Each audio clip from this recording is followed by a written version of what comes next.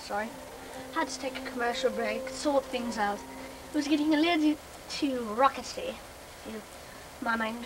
Now, let's see, come here. Edwin!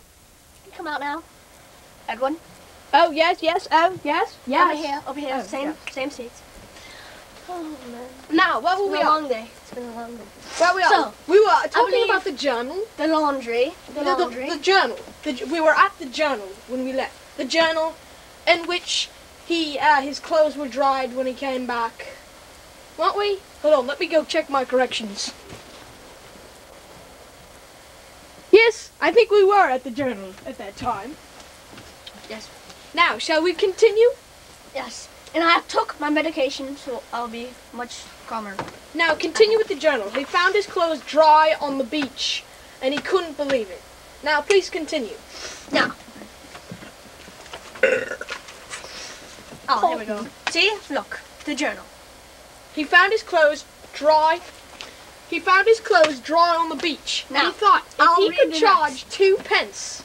2 pence for somebody to come and give him the clothes to dry, he could make $1 million. It was pence back then because America was still I know. Oh, you always know. Of course I do, and you always correction. Oh, I'm sorry. What you? Now, see, America was still under British colonial rule. So They know that. But it's okay. you think everybody out there is smart? In fact, there could be a 2-year-old watching this show right now. If it was a 2-year-old, the mumsy would say, "Excuse me, but your oatmeal is getting cold." Oh. Exactly.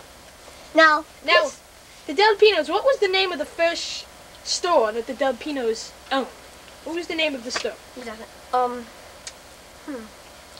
It was. What was it again? It was dry until dried.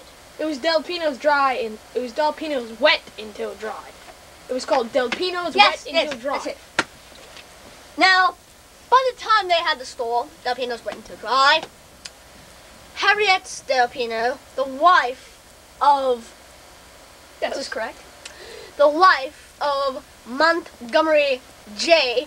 He wanted the J because Montgomery J. Delpino and Harriet Delpino. He wanted the J because, this is a fact, he has a journal too. It says, by the time me and Harriet got the business, I decided to put a J in my name because J made me seem more sophisticated and more of a gentleman.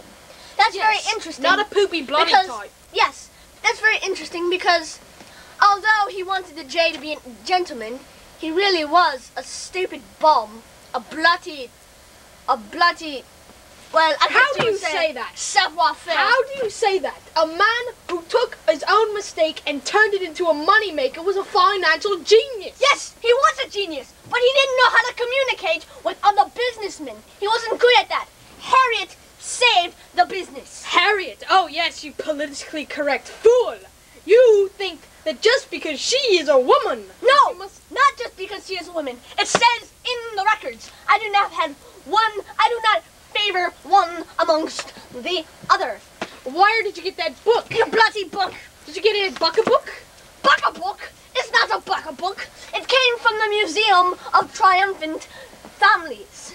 Do you understand me? Now, I bought this for $1,262 because I got mine for 50 cents at Buck-a-Book.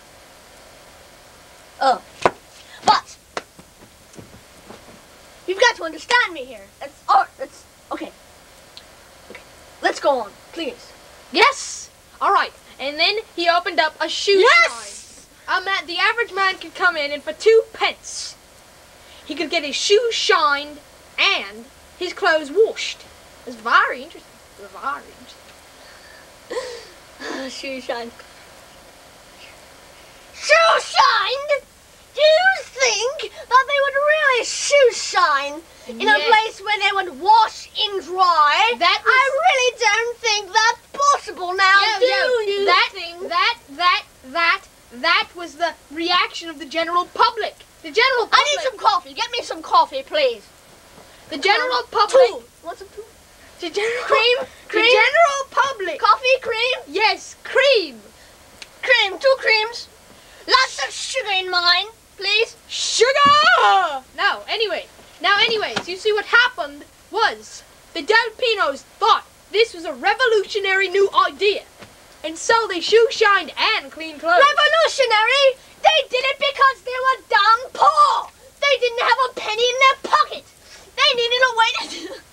I know why they did it. God. They did it because they were smart businessmen. And I think He I wasn't need business. some background music. This... Oh, that tones me down quite a bit. We have to end this segment. We're getting too rowdy. This is not my best show, amongst others. And I'd like to thank you for joining me. I think they've learned a lot about the And I would delpinos. hope that you get, in your next life, you are born like a flea inside of a camel's underpit. And I hope you're a rhino that's drowning in a swamp. And I hope you are driving down the road in your car, and then it drives off the road into a sea, and a shark comes up and eat you, and then your remains are eaten by sea maggots.